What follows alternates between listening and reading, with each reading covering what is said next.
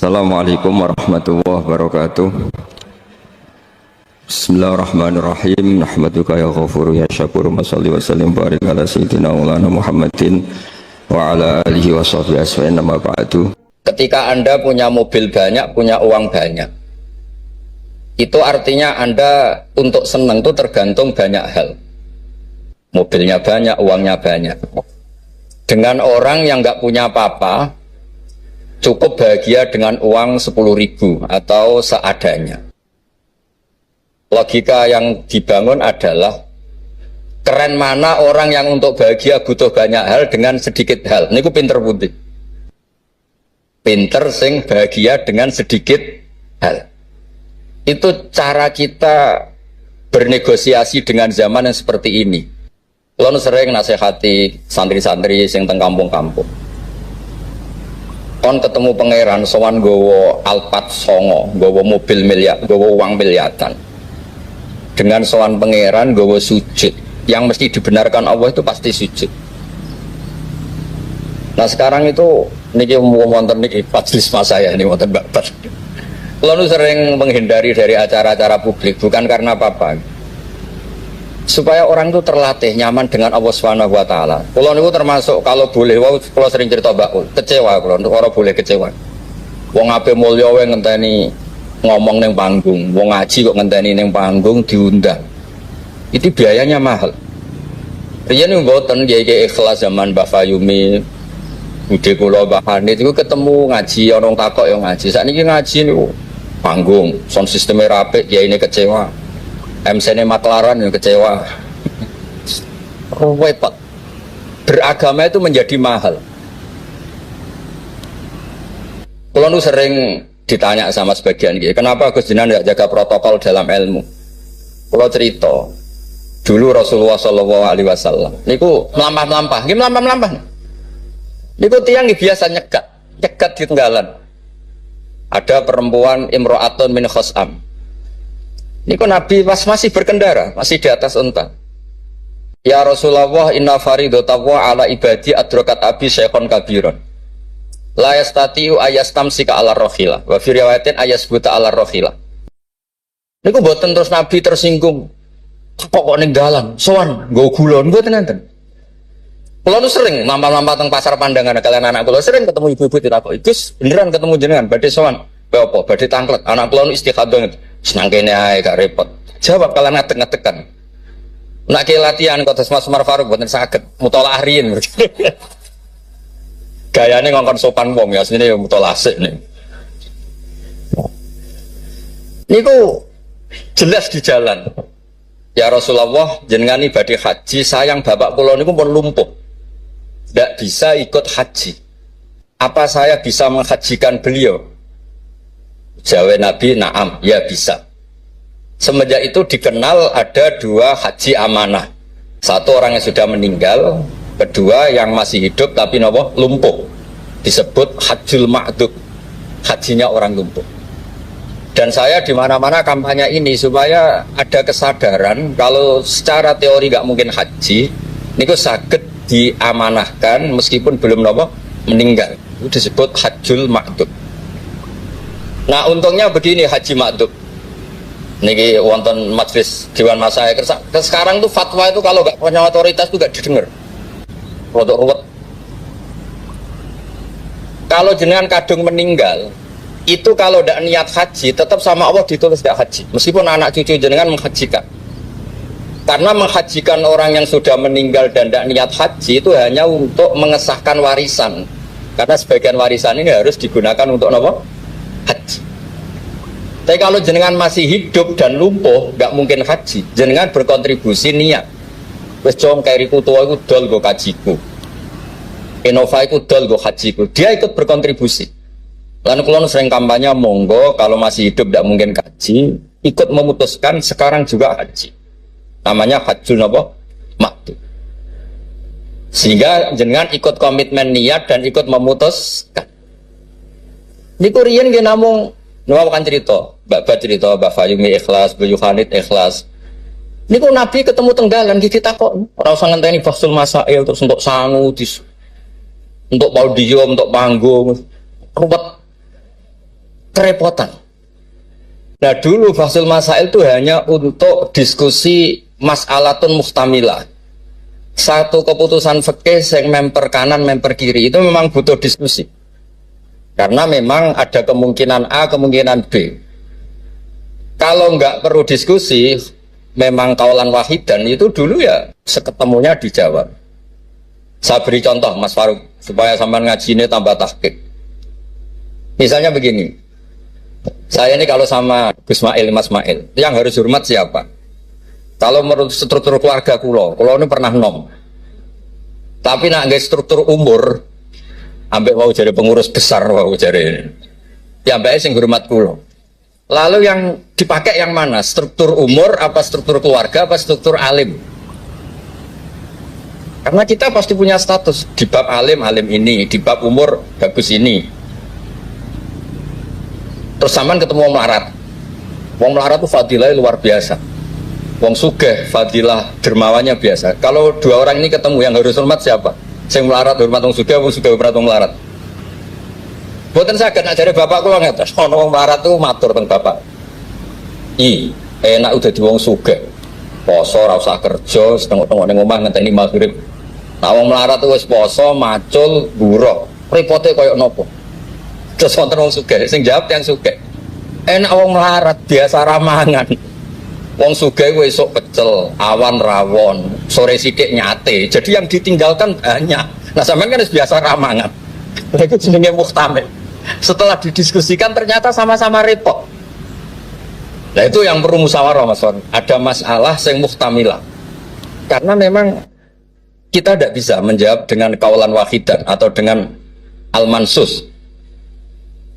Nah, dulu ini cerita dulu.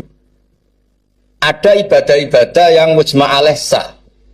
Misalnya kita kalau sujud kan dilatih umirtu an asjuda ala sab'ati azumin.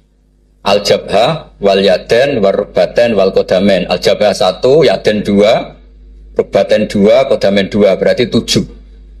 Kalau Anda sujud melibatkan anggota 7 itu disepakati apa? Sah.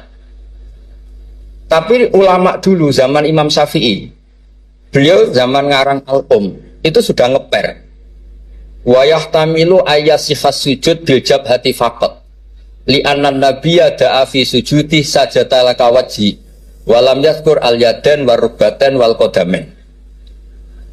Bisa saja sujud itu cukup diljabah sudah cukup karena Nabi ketika berdoa hanya ngendikan sajadalaka wajhi. Nabi tidak menyebut dua tangan, dua rubbaten, dua kodamen. Nah ini namanya mustamil. Nah kiai-kiai kita, guru-guru kita, kados Kiai Fayumi, kados Mbah Hanid, niku nggak mau resiko. Kamu nyari yang mesti sah. Gini ku melibatkan 7 nopo? 7 anggota. Tapi untuk orang lain yang mungkin teng desa-desa terbelakang, kamu pakai kaul yang mungkin sah. Dan itu menjadi adat guru-guru kita. Kanggo awake dhewe disiplin, kanggo wong liya napa? Longgar. Karena kalau tidak begitu, kalau ilmu Anda tidak cukup pakai standar ideal, nanti wong desa-desa sing sujute angkrang-angkrang, Bang. Terus dianggap boten apa? Sah. Nah dianggap rasah terus modelnya ra salat. Nah itu cerita keilmuan sing nggak boleh enggak. Terus niki ampun jenengan iri terus Mbah Uli Mbah kula, buyut kula niku gak ada adik Mbah Mukid niki abahe niki.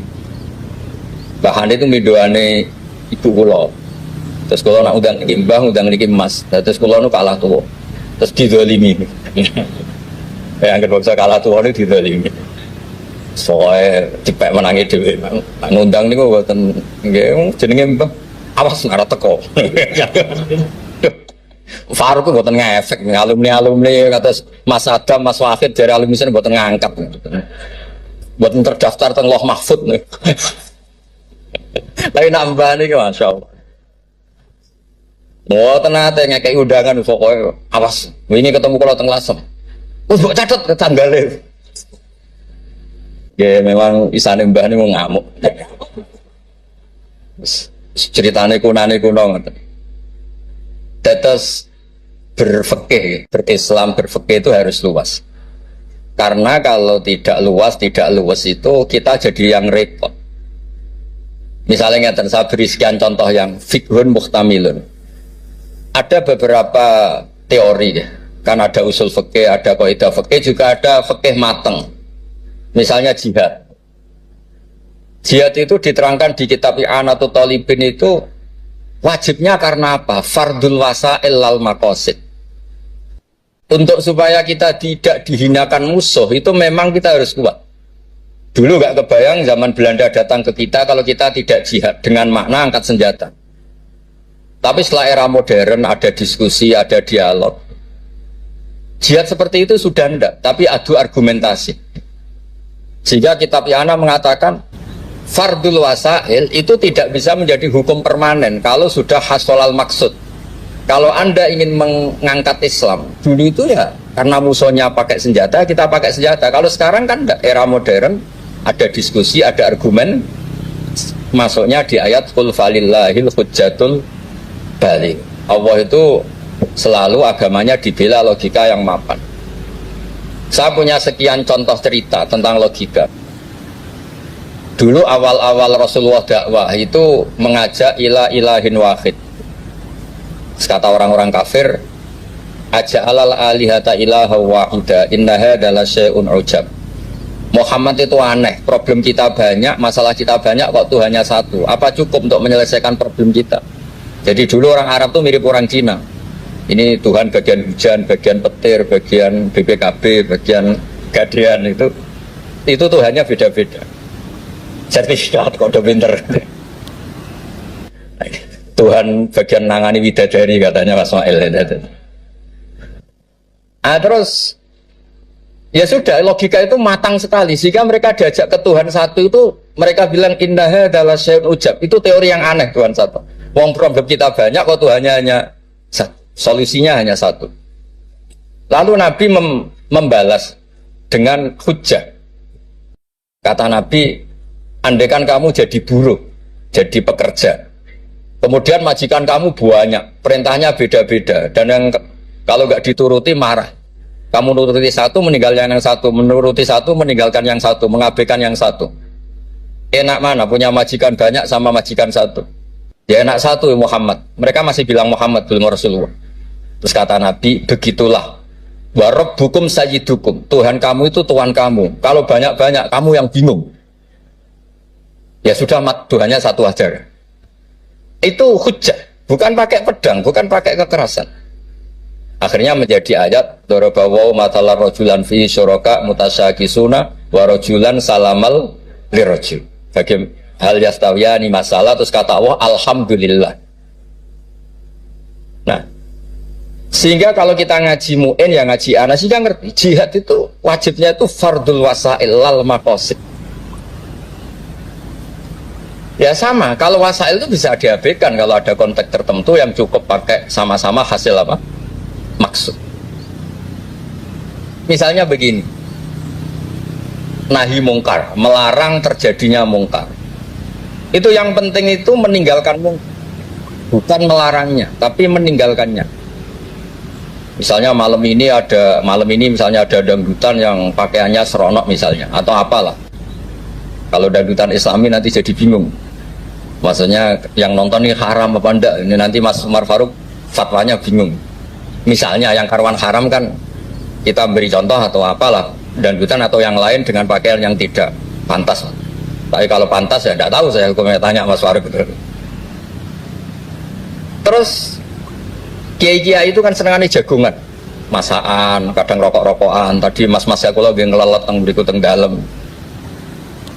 Karena kalau kita ingat memaksakan tidak melihat itu berat. Tapi nak bengi jagungan, mbek konco, mbok sekak, mbok jagungan, pokoknya nggak penting. Tapi ngerti-ngerti esok dan berhasil meninggalkan maksiat. Sehingga kenapa kiai-kiai itu suka jagongan, suka guyon semalaman. Saya sering ditanya orang-orang Islam kota, kenapa sih Gus Kiai NU itu senani jagongan, masakan semalaman? Karena untuk melawan tidak ingin maksiat itu berat kalau kamu ingat-ingat ya.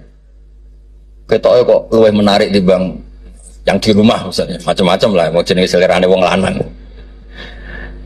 Tapi nak terus ditinggal masak terong, terus ngopi-ngopi, ngelelet, pokoknya apa lah. Ngerti-ngerti esok, maksiatnya wis bar.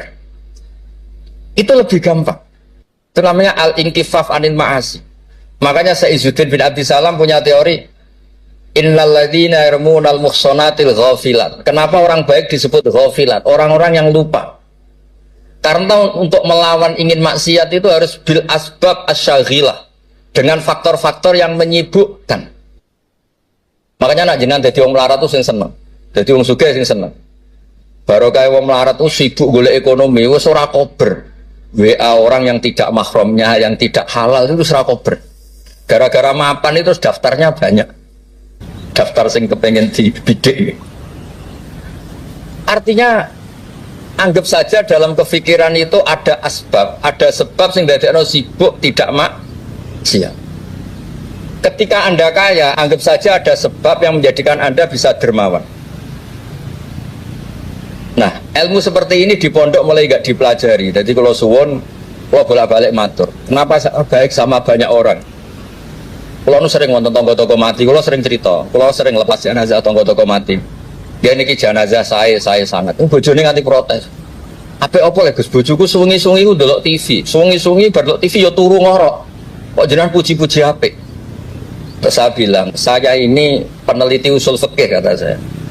Kalau ada orang tidur itu gelarnya bukan ninggal tahajud dan ninggal witir, tapi tarokal ma'asiyah. Orang ini berarti ninggal apa? Maksiat. Susah apa sih husnudzon? Jadi kalau nak Pak Umar Faruk Pak Kiai SK, tadi mau Kiai tenan jare mau datang ke SK. Ini cara turu suwengi, ini kalau puji, masya Allah, huwa solihun. Mereka tarokal maksiat kulah semalaman ninggal semua maksiat. Buat apa? Karena hanya dengan cara logika usul fikih itu kamu tahu kualitas ayat wa min ayatihi manamukum billaili wan nahar. Tanpa ayat itu kamu tidak tahu, tanpa logika itu kamu tidak tahu. Wong ayatnya pangeran kok terima contohnya manamukum billail. Secara medis lah kita butuh istirahat, sistem tubuh kita butuh jeda. Secara fikih barokatun naum niku tarkul mas. Nah kalau kepengen nih Mas Umar, Mas Ismail, jadi kiai itu kados kula punya pandangan yang luas sehingga menghormati yang lain itu gampang. Ono wong turu dari gak tahajud, iku kiai opo ngepuk nak turu. Ya kiai tenan, wong ninggal maksiat lu top. Ninggal maksiat itu top. Terus turu ya penting. Maksudnya penting mas pancen ra ono gunane nggo turu apa opo. Wiridan nggih mangeran salah tertarik nek wiridan mau menjaluk. Iku menawa malaikat Mikael itu nak wongku melek susah, mesti jaluk. Karena hubungannya dengan pangeran jaluk tok. Lha nek sing wiridan kula seneng muji pangeran. Subhanallah wa bihamdi adada khalqi wa ridha nafsi. Kula nu jarang njaluk pangeran. Wong kula umpama kerja setengah menit, njaluk gaji ku isin. Pantese njaluk gaji kerja 8 jam 1 bulan njaluk gaji. Donga ngene tok 2 menit, ya Allah, ini kada wa kada. Wong rada etika. Terus boten maksud kula, kalau kita pakai ilmu itu semuanya menjadi mudah. Ya, kalau pakai ilmu itu semuanya menjadi apa? Mudah. Dulu para nabi-nabi dulu itu cara pandang itu pakai keilmuan. Dan itu yang disebut qul falillahil hujjatul baligh. Kula nu punya sekian cerita tentang logika-logika yang dibangun ulama. Ya kayak tadi misalnya sujud itu 7 anggota harus terlibat, itu mesti sah. Tapi nyatanya Nabi pernah sungkeman yang pangeran hanya ngendikan sajadalaka wajih walam yaskur al yaden warubaten wal qadar. Terus kedua masalah murtad. Untuk menjadi murtad itu orang sujud ke selain Allah. Mosok saya murtad ngenteni 7 anggota tubuh. Sekedar watul jabha ke selain Allah itu bisa berstatus apa? Murtad. Nah itu namanya fikih yang muhtamil. Tapi guru-guru kita meskipun bacaannya banyak tetap mengajari kita sujud yang tidak resiko. Gini ku pakai 7 apa? Tapi jagani wong desa-desa sing mungkin lagi latihan Islam cara ibadah buatan apa sempurna. Di kalau cerita logika. Nabi Ibrahim alaihissalam, Nabi Musa, Nabi Isa Niku kadang-kadang nyuwun sewu, saking senenge pangeran, niku pangeran yo diwarahi. Tapi mboten krana nglamak, mboten nggih saking senenge. Tapi barokahnya itu lahir fikih-fikih yang sekarang diwarisi umat Rasulullah sallallahu alaihi wasallam. Bapak kula nu sering nak didik kula ngeten. Kancanan wong fasik ku haram. Wong mare katut nakal. Nek diwalik, bina wong fasik iku apik. Iso bina anak kancanan. Iku pun mulai senam mutak baleni malih. Sampeyan kancanan wong fasik itu enggak boleh. Nanti ketularan apa? Fasik. Tapi kalau bina orang fasik boleh ndak? Bina loh. Boleh kan? Bisa sunat, bisa wajib. Tapi kok iso bina anak kancanan. Meskipun agak berjudi sing katut sapa. Nah, sing katut apa sing soleh dadi fasik, apa sing fasik dadi soleh. Nah, dan seperti itu muhtamilun. Karena kita mau hukumi sunat, jumlah sing soleh dadi fasik. Ngukumi haram ternyata banyak dari pertemanan ini sing fasik dadi soleh. Ada hal-hal yang kita tidak perlu ngambil keputusan karena ini nanti diuji di lapangan. Sebab itu Nabi itu nggak pernah ngambil kesimpulan baku di hal-hal yang sifatnya apa? Sosial. Ayat fa'fu anhum wasfah ya banyak, ayat tegas ya banyak, ayat setengah tegas, setengah nggak tegas ya banyak. Karena di bab-bab sosial itu ada muktadul hal, ada kondisional. Nah ini yang masalah-masalah sing wow didawakan Mbak Fayumi, Mbak Hanit itu seneng ilmu. Ya sejarah agak unik tentang keluarga kulo. Ibu kulo namanya Yohanit. Yohanit itu nama ibunya Nabi Musa. Kebetulan punya mbak Minduan namanya Yohanit juga mondok. Mondok teng Joso terus mulai ini disenengi mbah kulo. Terus rabi terus Mbak Ul. Buyut kulo. Terus badhe Mbak Mukhid wafat angsal Mbak Fayumi. Terus Mbak Hanit riyen cerita kulo, aku di bojo loro iku ahli falak kabeh. Riyen Mbak Mukhid enggak ahli falak, Mbak Fayumi ahli. Modelnya anak ibu ora krungu nak dicitani alime bapak es. Kok wedi kon niru. Loroh lah, kelakuane Gus-Gus loroh hafal. Jadi agar diceritani alime apa iku ibu tawadhu, ibu kon niru apa tadi. Terus kula suwun lah di bab-bab tertentu itu baca itu harus banyak. Kula gadah kitab namanya Khilyatul Auliya. Niki cerita terakhir kula. Wonten orang tabi'in itu alim alama mimman yutawassalu bihi, orang yang termasuk dipakai wasilah saking soleh, namanya Muhammad bin Munkadir. Niku muridnya Jabir bin Abdillah. Niku nak wonten tiang fasik mati, tiang fasik mati misalnya nyun sewu ono wong kok mati oplosan, niku kesusu nyolati. Padahal mainstream ahli fikih saat itu kalau ada orang fasik meninggal sebaiknya yang sholat jangan banyak-banyak. Mau nggo syarat nggo goro fardhu napa kifayah. Saya ulang lagi, mainstream fatwa saat itu nek ana fasik mati sing salat aja akeh-akeh. Mau nggo syarat nggo goro fardhu napa kifayah. Nanti kalau semuanya ikut mensolati dikira gak ada bedanya orang soleh dan orang napa fasik. Tapi Muhammad bin Munkadir itu orang yang kesusu teko. Ditanya, "Lima tusolli ala hadal fasik?" Kenapa engkau begitu senang, begitu semangat nyolati wong fasik? Jawabannya unik, di luar dugaan banyak orang. Oh apa? Jawaban itu, "Inni astahyi minallah ayya'lama minni anna qudratahu ta'jizu an ahadin min khalqi." Itu yang dipakai Kiai Jawa. Aku iku isin mbek pangeran. Nak delok wong fasik kemudian Allah melihat hati saya seakan-akan Allah itu pasti tidak maafkan dia. Jadi intinya beliau datang itu sebagai kepastian tauhid beliau sendiri bahwa maghfiratuhu wasi'at kullase wa rahmatuhu ammat kullase. Lagi NU Kiai Jawa gitu, ketemu wong fasik ya tidak mau nif saja sekarang fasik nanti soleh. Yang sekarang soleh ya naudzubillah min dzalik saja suatu saat tidak soleh. Wong barang sosial ora mesti kabeh. Kayak apa dulu Umar ingin bunuh Nabi tapi malah dapat nopo hidayat. Kayak apa Khalid bin Walid, panglima yang menjadikan orang Islam kalah di perang Uhud, akhirnya juga jadi orang nopo soleh. Jadi intinya itu Kiai Jawa itu tahu itu, sehingga beliau ini kancanan nyun sewu wong fasik yo tenang. Tapi dalam konteks bina, sama lagi dalam konteks bina bukan melegalkan, sama lagi dalam konteks bina bukan melegalkan. Karena Allah bisa saja mandu dia menjadi orang soleh. Bukan seperti orang lain, setiap orang fasik dikafirkan, difasikkan, seakan-akan tidak ada harapan tobat. Nah, ini yang menjadikan tambah susah kan. Makanya dalam sebuah riwayat dikatakan, siapa? Ala unabbiukum bil faqih kulal faqih. Kamu tahu orang yang paling ahli fikih, paling pinter? Jawabannya kila, jawabannya Nabi wakila Ali. Itu dalam ilmu hadis ada mengatakan itu dawe Nabi wakila dawe Ali. Apapun itu dawe orang top lah. Malam yuknitin nas min rahmatillah walam yu'ayyizum min rahmatillah. Jadi malam yuknitin nas min rahmatillah. Orang pinter itu siapa? Yang tidak bikin orang lain putus asa. Walam yu'aminhum min makrillah, dan yang sedang soleh pun tidak merasa sok-sokan memiliki Allah Subhanahu wa ta'ala. Terus orang lain divonis apa? Itu juga yang menjadikan kiai-kiai kita ketemu orang soleh hormat, ketemu orang fasik ya respect, karena berharap suatu saat tobat.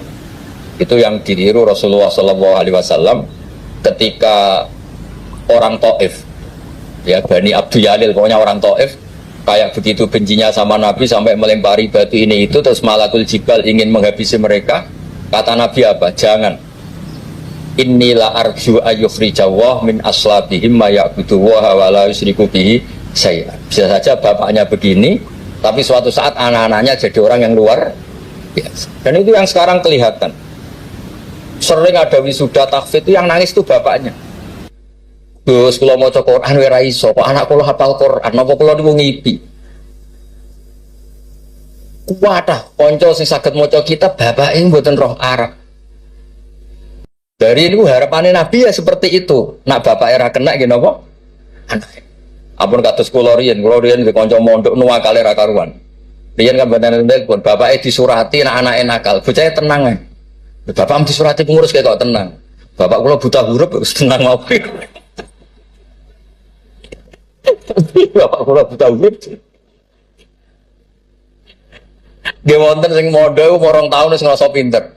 Kampung kula terbelakang, gak iso tahlil sudah kepinter pol. Lah lha apa kula ngalem-ngalem iso maca Wahab, macano sapa? Ya tiyang kathah. Tapi apapun itu kula suwun, terus wow kampanyane babat mono tawassut tawazun bal kampanye PBNU wae. Nah kula sesuai kampanye sebagai hasil yang saged ngaji wis yang yen bapak kula niku terkenal pinter ngaji. Nah nek kula dinyali cerita bapak kula terkenal ngaji itu kok Gus Ismail Gus Umar iku dene dinyali. Wong itu kudu siap cerita baik. Mergo ora ana wong apik kecuali memaklumatkan diri wattaba'tu millata abai Ibrahim wa Ismail wa Ishaq. Jadi wattaba'tu millata abai Ibrahim terus wa Ishaq wa Yaqub. Aku yo anut bapak-bapak. Bapak-bapakku luar biasa. Ibrahim, Ishaq, Yaqub. Kita tahu Nabi Yusuf bin Yaqub bin Ishaq bin Ibrahim. Tapi aja bangga kehormatan bapak etok kudu wattaba'tu anut. Bapak alim ya melok alim. Bapak ahli falak iso falak. Nak bapak untuk salam templek rapopo ditiru ya rapopo. Masa untuk repot tok rantuk seneng ya gak apa-apa lah. Islam tuh fid dunya hasanah fil akhirati napa? Hasanah. Ojo kok fid dunya hasanah gelem.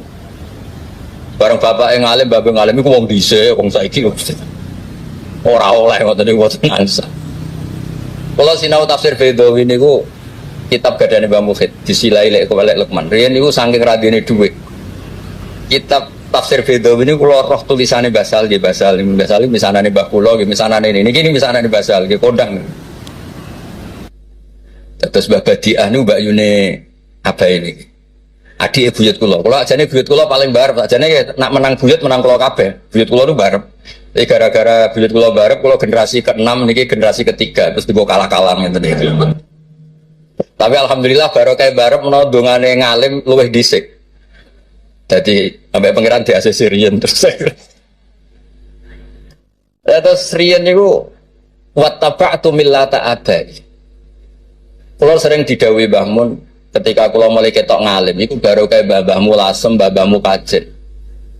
Mergo Allah ora dadekno generasi top kecuali Allah nyebut Mbah Baisik. Bariku lagi amma al-hidayah.